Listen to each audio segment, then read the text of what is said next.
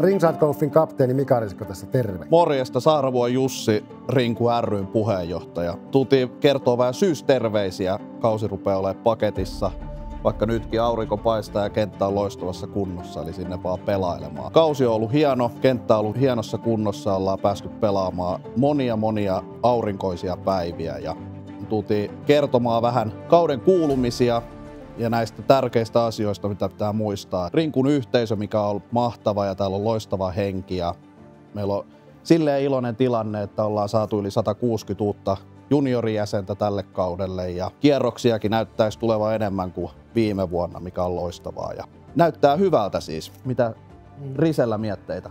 Joo, ja onhan meillä myös paljon menestyneitä kisapelaajia, joiden myötä ollaan saatu tunnettuvuutta ja mainetta monella eri kentällä, mikä edesauttaa myös näitä junioreita. Et niidenkin on helpompi, kun porukka alkaa pikkuhiljaa tietää, että Rinkku alkaa olla myös kisajoukkueena kova pitkin Suomen kenttiä.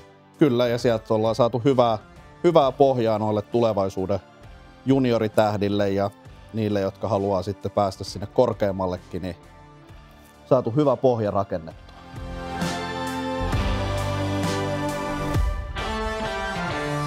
Meille Rinkun ry:ssä niin meille on tärkeää, että on jatkuvuutta ja sitä, että pelataan jatkossakin hyväkuntoisella golfkentällä, hyvässä hengessä, nautitaan kesäpäivistä ja pelataan hyvää golfia.